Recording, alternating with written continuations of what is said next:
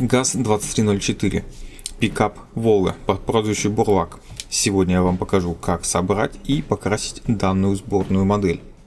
Хоть модель с виду и достаточно простая, но она не для новичков, так как содержит детали из смолы. Из смолы сделаны большая часть деталей, например, верхняя часть корпуса, нижняя часть корпуса, а также часть элементов салона. Из смолы также выполнены покрышки.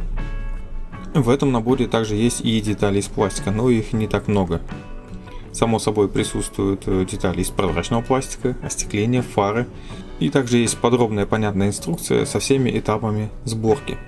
К сожалению, декалей в наборе нету, так что будем что-то придумать на ходу.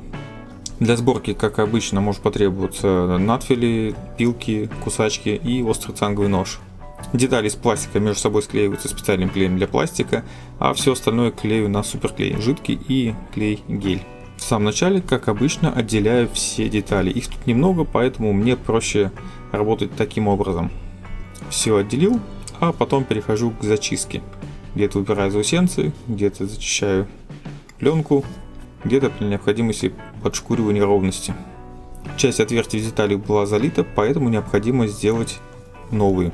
Для этого делаю замеры, беру соответствующее сверло и делаю отверстие с помощью мини-дремеля. Отверстия потребовались для установки зеркал и также для установки оси колес.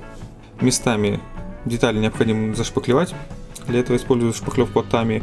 И также решил не устанавливать козырек на крышу и корзину, поэтому посадочные места тоже зашпаклевываю. После того, как шпаклевка подсохла, обрабатываю ее и подготовил детали все к грунтовке. Сегодня для покрасочных работ я буду использовать новый набор. Это комплект от Neo Eco, компрессор плюс аэрограф. Аэрограф имеет удобную съемную защитную коронку, а компрессор имеет 3 режима работы.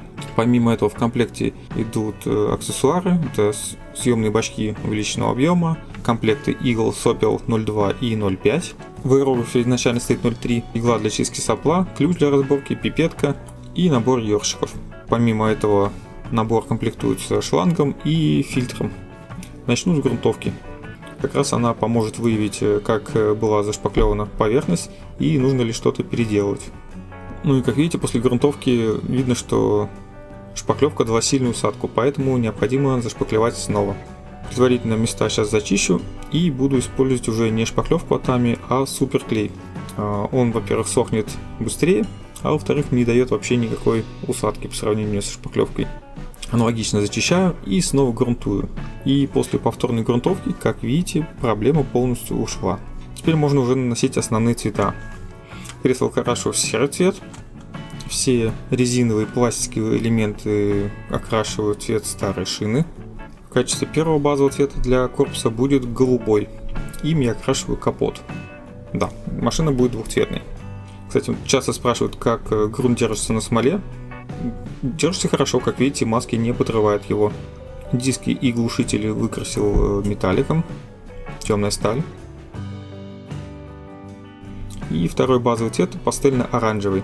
Им я буду красить всю оставшуюся часть корпуса.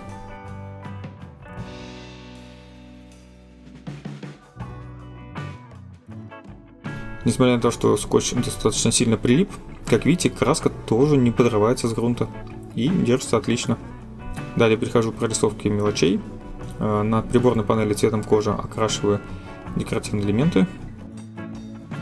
Песочным цветом окрасил дверные карты. Жемчужно-белым окантовку решетки радиатора.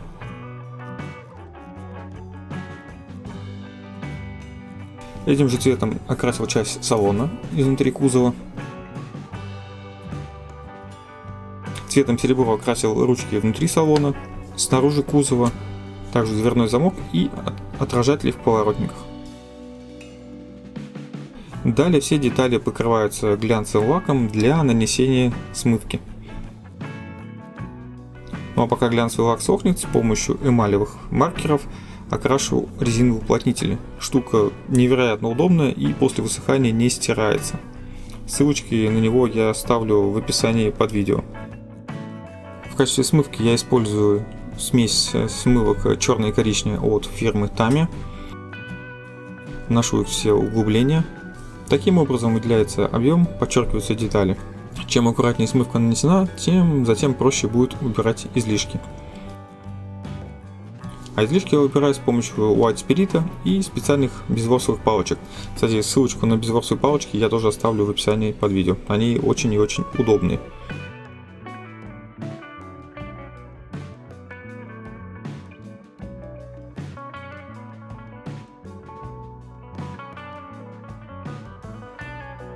Также с помощью жидко разбавленной смывки я добавляю искусственные тени по кузову. Вначале наношу разбавленную смывку, а затем опять же аккуратно убираю излишки. И после того, как все это высохло, наношу матовый лак. Теперь переходим к нанесению подложки под ржавчину. Использую цвет сколы для этого. На первом этапе я наношу все с помощью кисточки, точечно, там где считаю это нужным. Ну и ориентировался я прежде всего на реальные фотографии из интернета, чтобы получить максимально реалистичный эффект.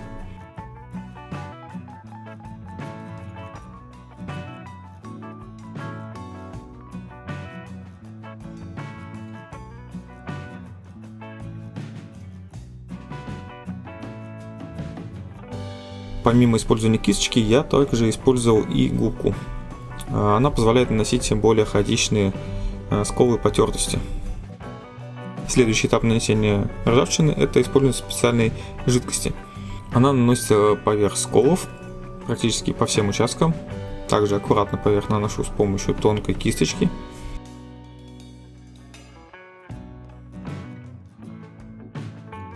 Помимо прохождения по местам сколов, также я прорисовываю будущие подтеки. Ну а затем я все это растушевываю с помощью кисточки и White Spirit, в том числе и корректирую подтеки.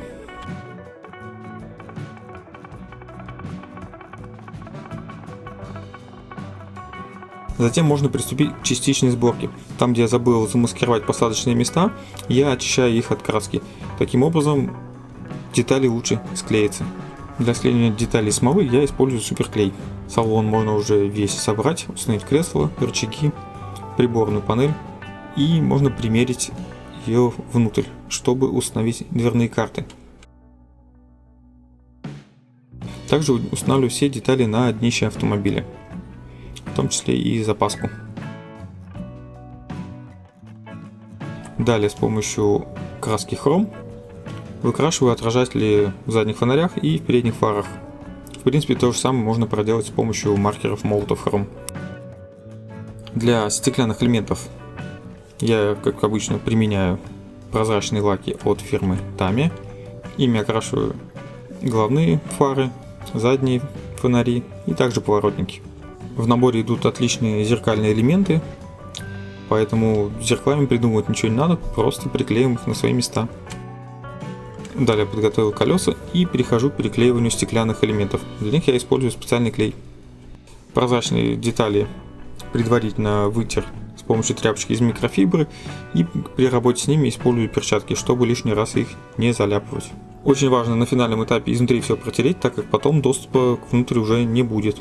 Продолжаю установку мелких деталей на кузов, и машина уже потихонечку начинает приобретать финальный вид. Но еще не все.